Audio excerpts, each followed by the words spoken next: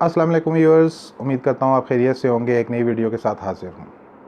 Viewers, आज से 2 दिन पहले यानी 31 जुलाई को मैट्रिक का रिज़ल्ट आउट हुआ और जैसा कि हर रिज़ल्ट में होता है, इस रिज़ल्ट में भी ऐसा ही था कि कुछ स्टूडेंट्स फेल हुए, कुछ पास हुए। जो पास हुए उनमें कुछ के मार्क्स बहुत अच्छे थे, कुछ के बिलो एवरेज थे, कुछ के एवरेज थे।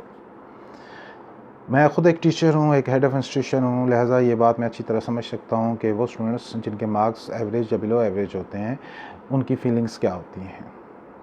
ठीक है, कल मेरी कुछ ऐसे स्टूडेंट्स से बात हो रही थी तो उनके चेहरों पर वाज़े तौर पर ये लिखा हुआ नज़र आ रहा था कि वो इस वक्त सेल्फ़ पिटी का शिकार हो चुके हैं, यानी ख़ुद तरसी का शिकार हो चुके हैं। वो ये समझ रहे हैं कि शायद उनके अंदर एबिलिटीज़ ही नहीं है, शायद वो नालायक हैं, या वो निकम्मे हैं, शायद वो किसी काम के नहीं हैं।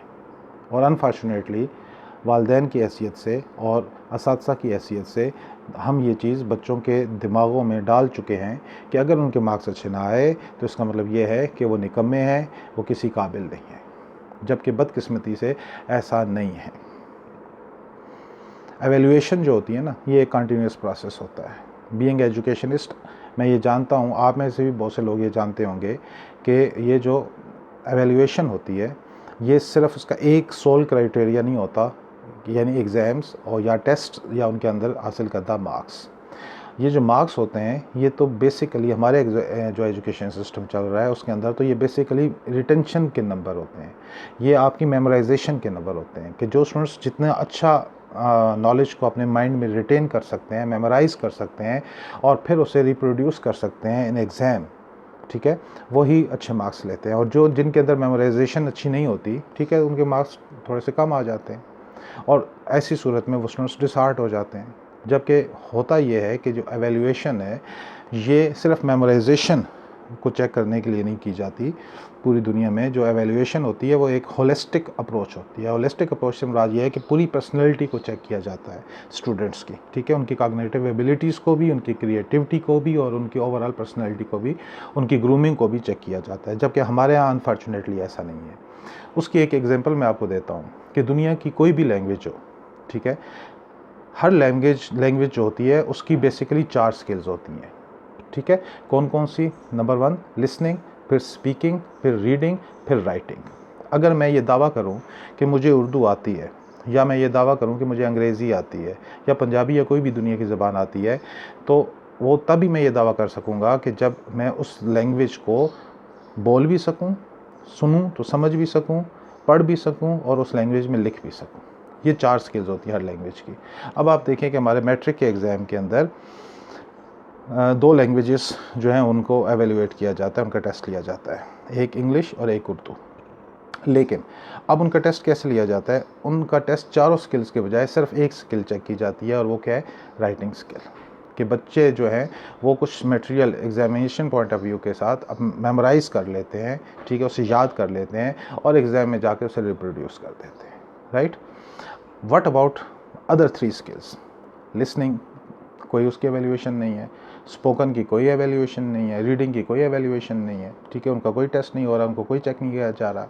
लिहाजा अगर एक स्टूडेंट जिसने मिसाल के तौर पर इंग्लिश या उर्दू में 90% मार्क्स ले लिए हैं, तो क्या वो ये दावा कर सकता है कि उसे इंग्लिश या उर्दू आ गई है? या हम उसके बारे में ये कह सकते हैं कि उसे इंग्लिश या उर्दू आ गई है? क्यों? क्योंकि उसने 90% मार्क्स ले लिए हैं। हालांकि ये मार्क्स उसके जो हैं वो सिर्फ और सिर्फ उसकी जो रिटन स्किल है, राइटिंग की जो स्किल है, उसके हवाले से है। तो यही चीज़ बाकी सब्जेक्ट्स के ऊपर भी लागू होती है। तो एज अ पेरेंट्स और एज अ टीचर्स, हमें अपने बच्चों को, अपने स्टूडेंट्स को डिसहार्ट नहीं करना चाहिए, क्योंकि हम जानते हैं कि हमारा जो एग्जामिनेशन सिस्टम है या जो हमारा वैल्यूएशन सिस्टम है वो फॉल्टी है। और ऐसे फॉल्टी एग्जामिनेशन सिस्टम में और ऐसे फॉल्टी एवैल्यूएशन सिस्टम के अंदर से निकलते हुए जो स्टूडेंट्स हैं, उनमें अगर वो उस तरह से परफॉर्म नहीं कर पा रहे, तो इसका मतलब ये नहीं है कि स्टूडेंट्स के अंदर फॉल्ट है, इसका मतलब ये है कि हमारे एग्जामिनेशन सिस्टम के अंदर फॉल्ट है। ये तो होगी एक बात। अब इसी बात को एक जनरलाइज तरीके से अगर मैं बयान करूं, तो ये बात कल मैंने अपने स्टूडेंट्स को कही भी है और अक्सर मैं अपने स्टूडेंट्स को कहता हूं कि आप ये चीज़ एक ज़हन में रखें कि लाइफ के अंदर जो आपने एक असूल अपने लिए वज़ा किया हुआ होता है, या जो हमने अपने लिए, अपनी ज़ात के लिए कुछ असूल बनाए हुए होते हैं ज़िंदगी गुजारने के, अहमियत उन असूलों की होती है या उस एक असूल की होती है, या अहमियत उस असूल को बनाकर जो मकसद हासिल करना होता है उसकी होती है। अब बात आपको शायद समझ आ जाए, मैं आपको एक मिसाल से समझाता हूँ कि मैं मेहनत करूँ, क्यों मेहनत करूँ? इसलिए क्योंकि मेरे मैट्रिक में अच्छे मार्क्स आ जाए। ठीक है। अब मेहनत करना, हार्ड वर्क, ये एक असूल है, ये ज़िंदगी का एक गोल्डन रूल है। ठीक है, कि लाइफ में आपको मेहनत करनी चाहिए। ठीक है, ये तो हो गया असूल। अब आपने क्या किया कि इस असूल को मैट्रिक एग्ज़ाम के साथ रिलेट कर दिया और आपने कहा कि मैं मेहनत इसलिए करूं क्योंकि मैट्रिक में मेरे अच्छे मार्क्स आ जाएं। ठीक है।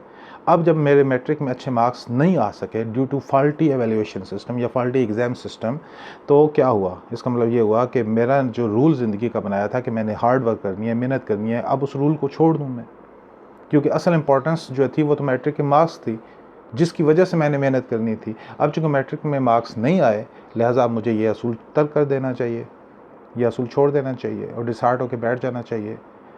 हरगिज़ नहीं, ऐसा बिल्कुल नहीं है।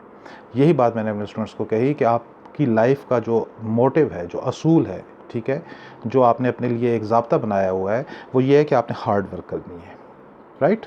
आपने सिर्फ़ और सिर्फ हार्ड वर्क करनी है ज़िंदगी में, चाहे कुछ भी आप कर रहे हो, छोटे से छोटा काम या बड़े से बड़ा काम कर रहे हो, कोई भी काम कर रहे हो, तो आपने हार्ड वर्क करनी है। अपनी 100% इनपुट जो है ना उस वर्क के अंदर, उस काम के अंदर आपने देनी है। ठीक है। उसके बाद उसका जो रिज़ल्ट है, ठीक है, वो आपने गॉड के ऊपर छोड़ देना है। राइट? उस असूल को उस रिज़ल्ट के साथ जोड़ के नहीं रखना, क्योंकि अगर रिज़ल्ट अच्छा ना आया तो आप डिसहार्ट हो जाएंगे और उस असूल को छोड़ देंगे। ठीक है। लिहाजा अपनी ज़िंदगी में आपने ये चीज़ ज़हन में रखनी है हमेशा कि एग्ज़ाम जो है वो आपकी पूरी पर्सनैलिटी, यानी जो आपकी कॉग्निटिव एबिलिटीज़ हैं, जो एज अ स्टूडेंट आपकी जो ग्रूमिंग है, उसका एक पैरामीटर 100% उसको चेक करने का नहीं है। नंबर 1 बात। नंबर 2 बात कि जो रूल आपने ज़िंदगी में अगर बना लिया है कि मैंने हार्ड वर्क करनी है, तो इस हार्ड वर्क को आपने सिर्फ एक एग्ज़ाम के साथ रिलेट करके नहीं रखना। ठीक है। और मेरी ये रिक्वेस्ट होगी अपने व्यूअर्स से, जिनमें जो पेरेंट्स अगर हैं मुझे देखने वाले, या अगर कोई टीचर्स अगर मुझे कोई देखने वाले, तो ये काइंडली अपने बच्चों के ऊपर, अपने स्टूडेंट्स के ऊपर तरस खाएं और उन्हें इस चीज़ का, एहसास कमतरी का शिकार मत करें कि आपके मार्क्स अच्छे नहीं आए, लिहाजा आप इस काबिल नहीं है। इसका मतलब ये है कि आप नालायक हैं। कोई भी बच्चा नालायक नहीं होता। हर बच्चा यूनिक है। हर बच्चे की अल्लाह ताला ने हर बच्चे को एक स्पेशल गिफ्ट देकर, एक स्पेशल एबिलिटी देकर इस दुनिया में भेजा है।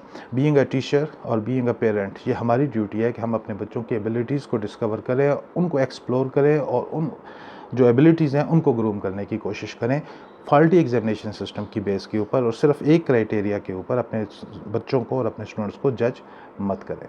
यही मेरा आज का मैसेज था। उम्मीद है आपको पसंद आया होगा। जल्दी अगली वीडियो में मुलाकात होगी। जाते जाते वही बात कि अगर आपने अभी तक मेरे चैनल को सब्सक्राइब नहीं किया तो काइंडली सब्सक्राइब कर दें और बेल आइकन भी ज़रूर प्रेस कीजिएगा। जल्दी अगली वीडियो में मुलाकात होती है, तब तक अपना ख्याल रखिए। बहुत शुक्रिया। अल्लाह हाफ़िज़।